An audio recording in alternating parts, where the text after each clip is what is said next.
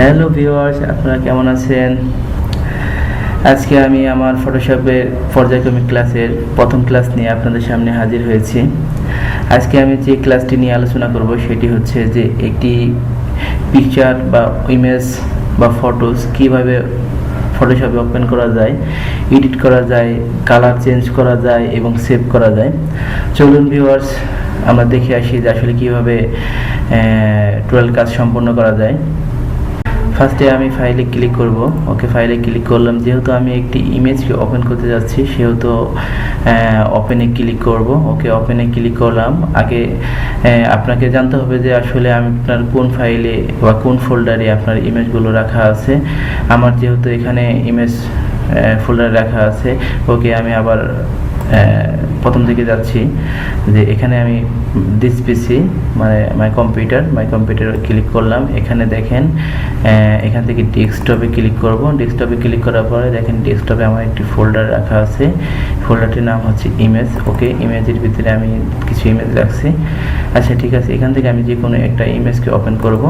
এখানে ঠিক আছে, আমি এই ইমেজটাকে আমি ওপেন করছি। ওকে, আমার ইমেজটি ওপেন হয়ে গেছে। আগে আমি সেভ দিচ্ছি না। এখন যদি আমি এই ফাইলটি সেভ দিই, সো আগের ফাইলে সেভ হচ্ছে। সো আমি চাচ্ছি যে এই ফাইলটাকে এডিটিং করতে। সো আমরা আরেকটা ইমেজ নিয়ে আসি এই ফাইলটার উপরে প্লেস করার জন্য। সো এখান থেকে আবার ওপেনে ক্লিক করলাম। ক্লিক করার পরে দেখেন এখানে আমার আগের ওই লোকেশনে চলে গেছে। ওকে, এখান থেকে আমি এই গডজিলাটা ওপেন করলাম। ওকে, এখন আমি এই ইমেজটাকে এই ইমেজের উপরে প্লেস করব। এখানে দেখেন এখানে লেয়ারটি লক করা আছে। এই লেয়ারটিকে ডাবল ক্লিক করে আনলক করে নিলাম।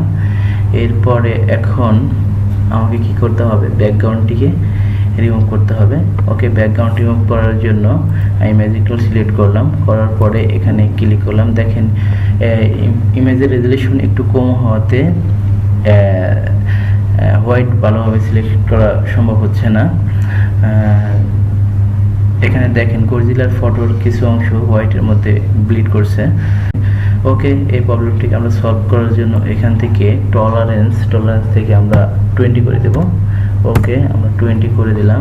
দেওয়ার পরে এখন আমরা এখান থেকে এটাকে ডিসিলেক্ট করে দেব। ওকে, ডিসিলেক্ট করে দিলাম। এখন আমরা ম্যাজিক টুল সিলেক্ট করে এখন এখানে ক্লিক করব হোয়াইটের মধ্যে। দেখেন এখন হোয়াইট পুরোটা সিলেক্ট হয়ে গেছে। এখন দেখেন এখান থেকে ডিলিট বাটনে ক্লিক করে আমরা ব্যাকগ্রাউন্ডটাকে ডিলিট করে দেব। এখন আবার আমরা এখান থেকে ডিসিলেক্ট করে দিই। করে দেওয়ার পরে এখন আমরা এই ইমেজটাকে এই ইমেজের উপরে নিয়ে যাব। ওকে, আমরা এখান থেকে অনেকভাবে আমরা ইমেজটাকে ওখানে নিতে পারি। আমরা সহজে এখান থেকে টেনে ছেড়ে দিতে পারি এবং অন্য আরেকভাবে নিতে পারি। সেটা হচ্ছে যে আমরা এখান থেকে টোটাল ইমেজটাকে সিলেক্ট করে নেব, অলে সিলেক্ট করে নেব। ওকে, অল সিলেক্ট হয়ে গেছে। এরপরে আমরা কি করব, এখান থেকে আমরা কন্ট্রোল সি তে চেপে কপি করে নিব। এরপরে আমরা এটাকে আমরা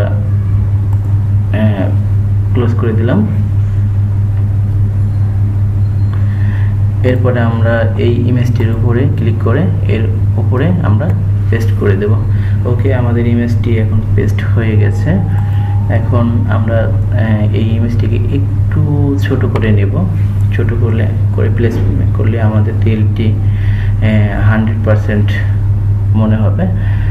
ঠিক আছে, একটু ছোট করার জন্য আমরা এখান থেকে এডিটের ভিতর থেকে আমরা ফ্রি ট্রান্সফর্ম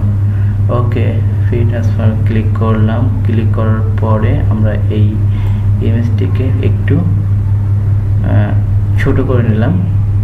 ছোট করলে আমাদের পিকচারটিকে রিয়েলটি ভালো আসবে।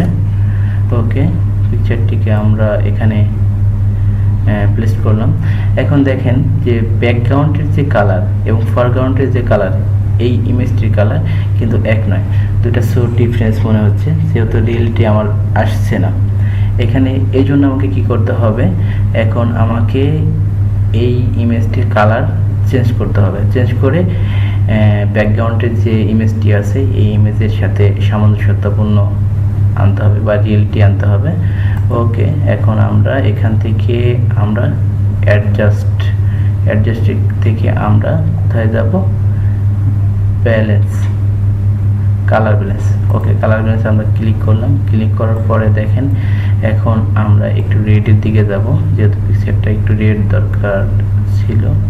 ওকে, আমরা রেডের দিকে গেলাম। এখন আমরা এখান থেকে একটু ইয়েলো টোনে যাব। ওকে, ইয়েলো বেশি হয়ে যাচ্ছে। ওকে, পিকচারটি ব্যাকগ্রাউন্ডের সাথে সামঞ্জস্যপূর্ণ হয়ে গেছে। ওকে, এখন আমরা ওকেতে ক্লিক করলাম। এখন দেখেন পিকচারটি লুকিং মনে হচ্ছে যে 100% রিয়েল। এখানে কখনোই মনে হচ্ছে না যে পিকচারটি এডিট করা হয়েছে।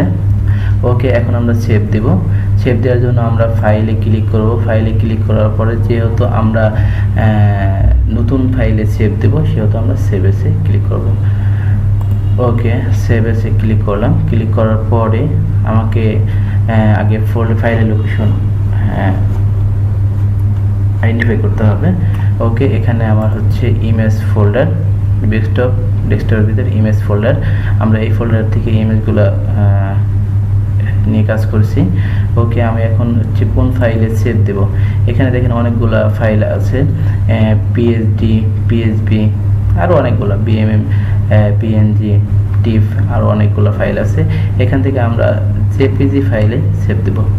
ওকে, আমরা জেপিজি ফাইলে সেভ দেব। জেপিজি ফাইলে সেভ দেওয়ার জন্য আমরা এখানে ফরম্যাটটাকে সিলেক্ট করলাম। এখন এখান থেকে আমরা এই ফাইলের নামটা আমরা চেঞ্জ করব। সো চেঞ্জ করার জন্য এডিট গরজিলা। ওকে, গরজিলা। ওকে, আমার নামটি চেঞ্জ করলাম। এখন আমরা এখান থেকে সেভ দেব। এখানে দেখেন যে কয়েকটা অপশন আছে, 4টা অপশন আছে। ইমেজের কোয়ালিটি, আপনি কি হাই কোয়ালিটি নাকি লো কোয়ালিটি নাকি মিডিয়াম কোয়ালিটি, আপনি কোন কোয়ালিটি আসলে সেভ করতে চাচ্ছেন। ওকে, আমরা সবসময় ভালো কোয়ালিটি সেভ করতে যাই। মাথায় রাখতে হবে যে আপনি যখন হচ্ছে হাই রেজলিউশন ফাইল বা হচ্ছে কোয়ালিটি 100% বা ভালো রেখে আপনি সেভ দিতে যাবেন, তখন অবশ্যই আপনার ওই ইমেজের জায়গা বেশি নিয়ে নেবে বা ওই ইমেজ একটু বেশি ভারী হয়ে যাবে। সো আমরা সবসময় চাই যে কোয়ালিটিফুল ইমেজ সেভ করার জন্য। সো ভিউয়ার্স, আমরা কোয়ালিটিফুল ইমেজ বা ম্যাক্সিমাম কোয়ালিটিতেই আমরা সেভ করব। ওকে, আমরা ক্লিক করলাম। দেখুন আমাদের পিকচারটি এখন সেভ হয়ে গেছে।